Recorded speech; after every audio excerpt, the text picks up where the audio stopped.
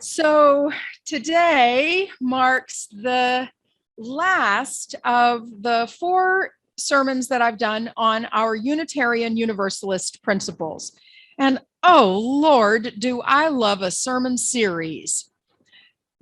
My mom, who's online today, as you well know, I've talked about her a number of times. She's an Episcopal deacon, retired.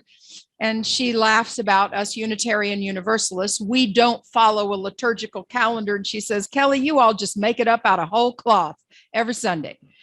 Well, that's true. And a sermon series is wonderful because we've got a place to go, right? I don't have to make it up out of whole cloth. But this is the last one. So somebody's going to have to give me a good thought for a series coming up. I guess we'll have a good welcome the next time I'm with you when we're at our new space. Today, we'll talk about numbers 7 and 8 of our principles.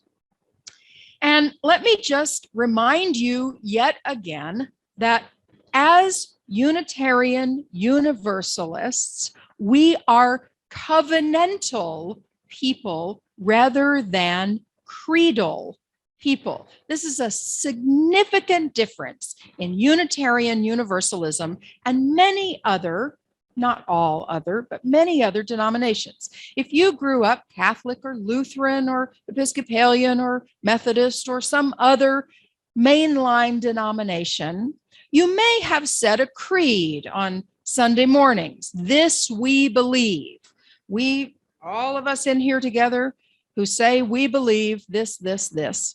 And if you believe, you're inside the circle. If you don't believe, you're outside the circle, right? We don't say we believe. We say, here's how we promise to treat each other. We affirm and promote. This is how we will behave together. You may believe this, and I may believe this, but here is how we will behave in our covenant. Those are our principles, right? So we've talked about our principles along the way, and each of them, the whole preamble starts out, we, the member congregations of the Unitarian Universalist Association, covenant to affirm and promote. Today, we'll talk about the 7th, the interdependent web of all existence of which we are a part, and journeying towards spiritual wholeness by working to build a diverse, multicultural, beloved community by our actions that accountably dismantle racism and other oppressions in ourselves and our institutions. Oh, we love our words, lots of words. So it's good to take them apart a little bit. The original 6 principles of the Unitarian Universalist Association were affirmed in 1961 at the merger of the Unitarians and the Universalists. In 1984, the environmentalists had been building up steam. Can environmentalists build up steam? That's a good thing for environmentalists to do, to build up a head of steam, right? And they thought that we needed to have something that noted the environment. So it's often thought that the 7th principle, noting, affirming, promoting the interdependent web of all existence of which we are a part, is the environmental principle, right? It connects us to all living things. Now, when I think back to 1984, what was happening in 1984, I think there was perhaps a sense of human beings, the understanding of human beings at the very top of the evolutionary pyramid with our big brains, and we were the best that you could be, right? I sound like a commercial. That's what we thought, right? We were the best that you could get to. I think there was a less of an understanding that we've gotten to now, that we really are interconnected with all things. Now we know that there are some 39 trillion microbes that live on each one of our bodies, right? That we really are interconnected, that science has taught us how deeply interconnected all of life is, and that we are animal life among all other animal life, that animal life and plant life and all kinds of creatures and everything that is living is deeply interdependent. I think that was more of a radical idea in 1984 than it is now. I see a little bit of nodding there. Somebody who is more deeply rooted in the history of the environmental movement may tell me yes or no about that, but that's my understanding of that time period. What I think is important for us to understand now is not just to categorize the interdependence of this principle as just keeping it over here in its environmental box. Oh, that's the environmental principle. But to understand it as a deeply communitarian principle, that I am interdependent with you and the people, especially with the people that I don't really care to be interdependent with all that much.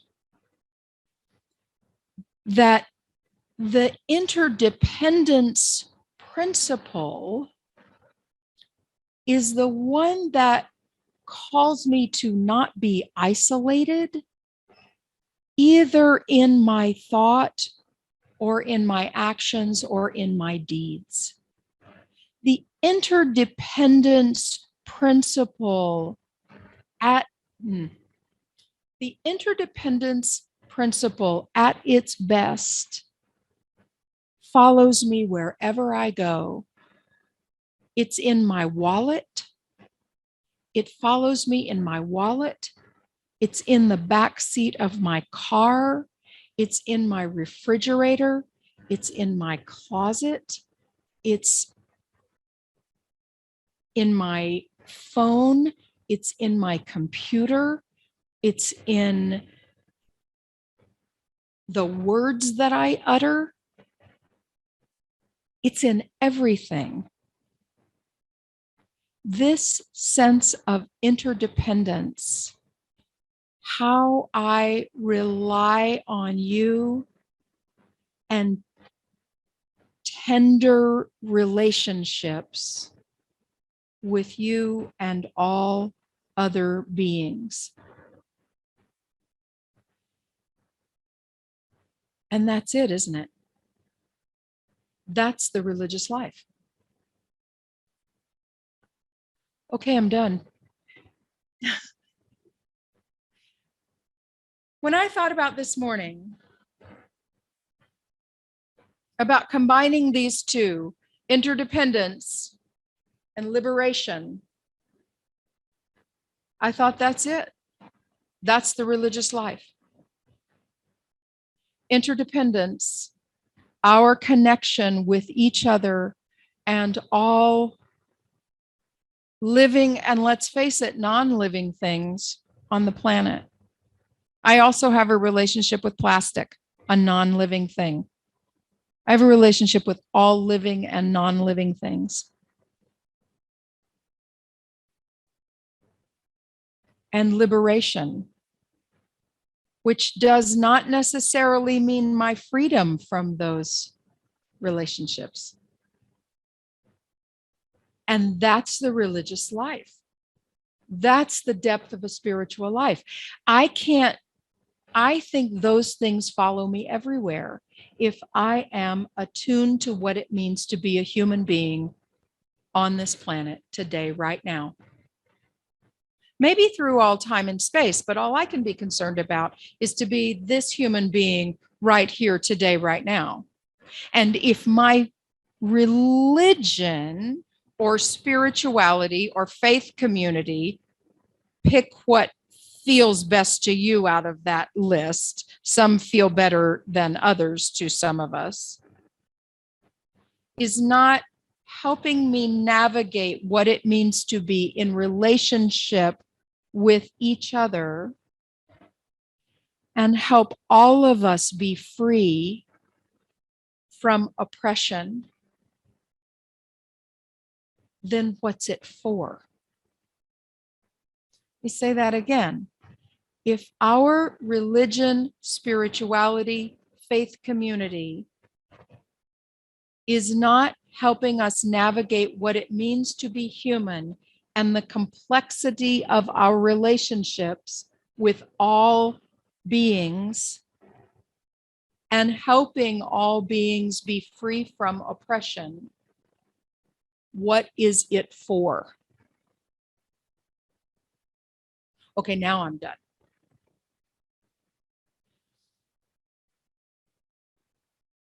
That's what I think it's about. That's what keeps me coming back, because I think that is the question that is most worthy of a lifetime of engaging together.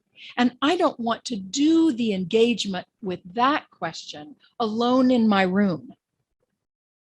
I don't want to engage that question of interdependence and liberation alone in my room, or just reading about what somebody said about it, or reading about what the people said about it. Oh, because they've got so much to say. I want to know what you have to say about it. I want to know what you're reading and how you're parsing it out when you're in the woods tapping a tree, or when you're digging around in your pizza oven, or when you're taking pictures out in the meadow, or when you're checking in the library books, or working with the horses, or when you're in the when you've got found something new for the antique shop, or you're working with a new patient, or you've found a new tune. All of the things that we do, or you're telling somebody how great this town is. We, each of us, have ways that we are connected to the world, that we love the world, that we want each of us to be liberated in the world. And yet we are tethered by so much pain in the world.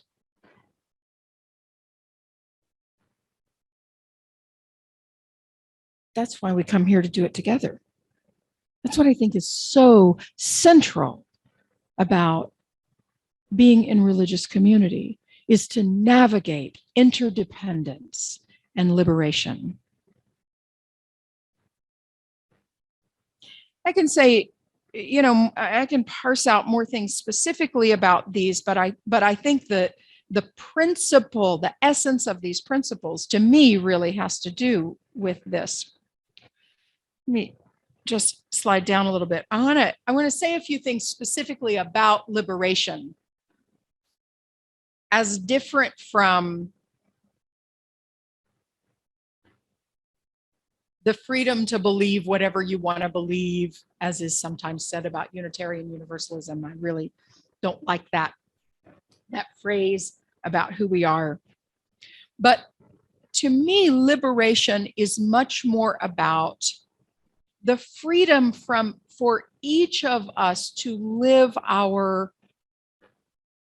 the freedom for each human to live lives of dignity and joy without structures of oppression, driven by greed, by racism, by the other isms that we know about, by sexism, by homophobia, by transphobia, the ability of people to live their lives with dignity and with joy, and to be of service as they are called to be of service. And I love this quote this is attributed to a woman named Lila Watson. She is an Aboriginal activist and academic and an artist. And she says this quote really comes from a collective that she was a part of. It got attributed to her, but she says this was the belief that they all had in her collective.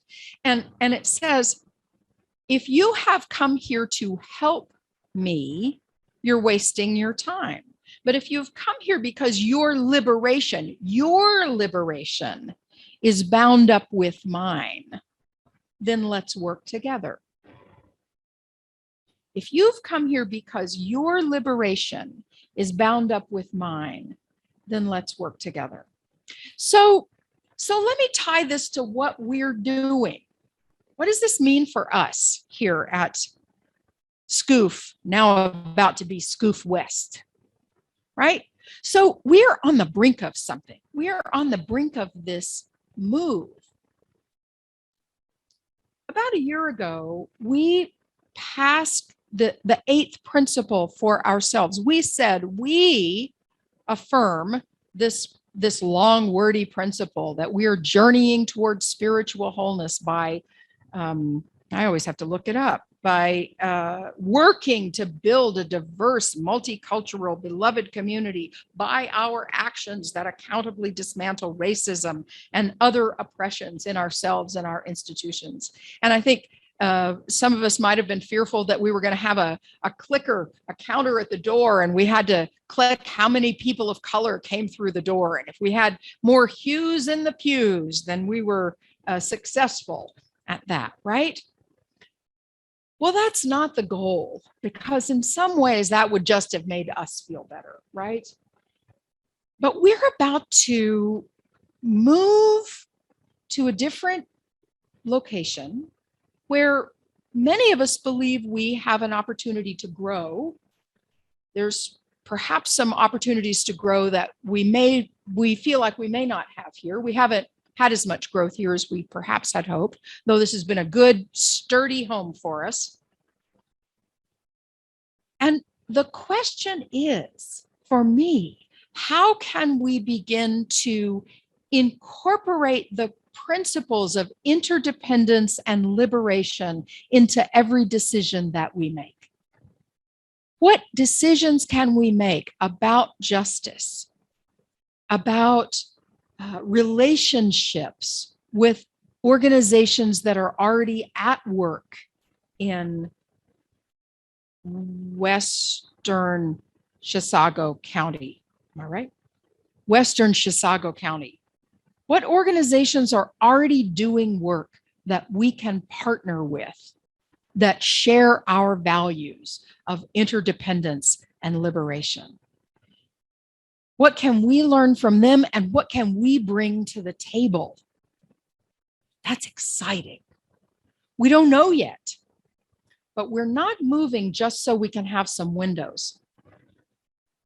We're moving to bring and experience light. So it's a whole new thing that's coming forward. Welcome spring. We're going to take root. Something's going to bloom. We don't know what all it's going to be yet, but something will happen.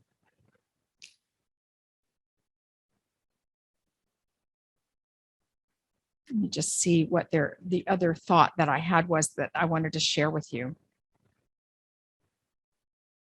I'll just share this thought from the writer Adrienne Marie Brown, who talks about emergent strategies and collaborations and how things are working. And I think this holds both interdependence and liberation in a way that I am hopeful that we can do.